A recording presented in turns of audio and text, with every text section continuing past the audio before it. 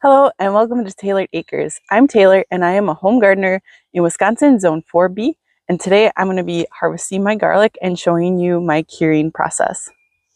This is my fall planted garlic, which I plant about sometime in October.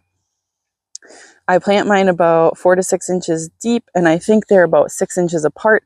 There are about 100 of them in here, and this was the first year that I did not have to buy any seed garlic because I used mine from the previous year. So some of these I will reserve the biggest cloves to plant again this fall. It was about probably 3 weeks ago, 2 or 3 weeks ago, I harvested all the scapes, which I do when they make a complete circle. I see I missed a few here though, and I've seen somewhere that someone said that they leave a few of them on because once they straighten up is when the garlic is ready, which I thought was a really interesting thing because that seems to be true, that I'm now ready to harvest my garlic. But if we come down here, I see a lot of people say like the bottom 2 leaves, no, you need more, whatever. I just kind of go like when I have time and when the weather is looking good for harvesting. So you can see this is actually a dead leaf down here. So 1, this one is dead, 2, and this one is about to go. So that's kind of where we're at here with my garlic, but you can just see the general look of it. The leaves are kind of curling. They're browning on many different leaves, surfaces, whatever you want to say. So that's kind of what I'm looking for to see when it's ready. But mine is almost always ready by mid-July, sometimes early July. I did also pick a few late last week just to see testers to make sure they were actually ready, but they looked good. So we are ready to go here. So next I'm going to get them all pulled out. So my soil is pretty loose here. So my method on pulling these out is just to grab and slowly pull. I can feel all of the roots breaking and then kind of get some of the dirt off here. And you can see it looks really good.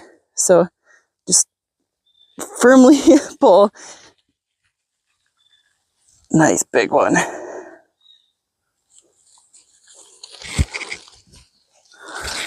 Whoa, we're all tangled up here.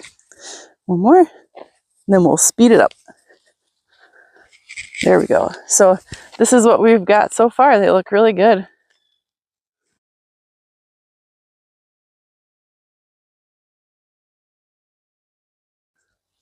I've got half of it pulled here, and some of these are just ginormous. I love it. So my system is working. So I'm going to carry these and proceed with them through my process to show you guys, and then I'll do the other half of it later. So a quick note on the space here that I pulled them out of. I did do, these are pine shavings. This winter I put them on pretty thick to protect them a little bit over winter. And I just have been leaving that on top for the last few years, just kind of as a ground cover, which has worked awesome. So the next thing that's going in this area until it gets replanted with garlic are bush beans. And I did it last year for the first time and it worked great. So I'll be doing that again. Beans are nitrogen fixing, which garlic is a heavy feeder of.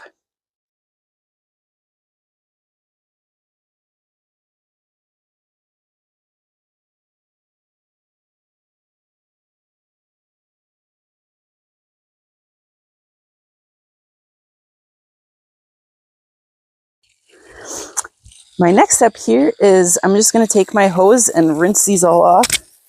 Just the bottoms though.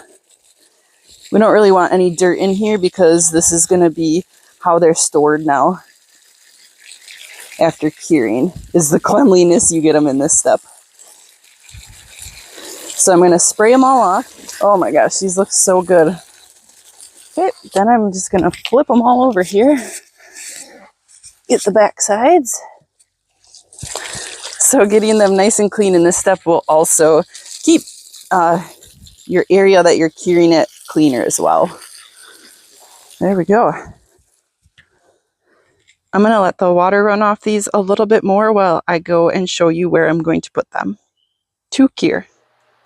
So we are in an unfinished area of my house now, and this is where I cure my garlic. I have these old window screens set up on some sawhorses, and then I also have a fan running in here 24/7. You can also do this outside. I've seen people do it in their garage. Just try to find somewhere that's not too humid, cool, and has good air circulation. So we're going to let these cure until these all turn brown and shrivel up. At that point, when everything is brown in a few weeks, we're going to cut off these stalks here. So you leave a little bit of this here still. And then I also cut off the roots, like right at the surface here. And then at that point, you can just keep them in your cupboard somewhere cool and dry. And I actually have some from last year still. So they are a year old and they're still pretty good. They're kind of like trying to grow a little bit now, but they store for so long. I do also have another video on how I put mine in the food processor to mince them up, and then I freeze them in water and ice cubes. And that is my favorite way to use them because you can just pop an ice cube out and throw it in the dish that you're making, and it will unfreeze and cook just like normal.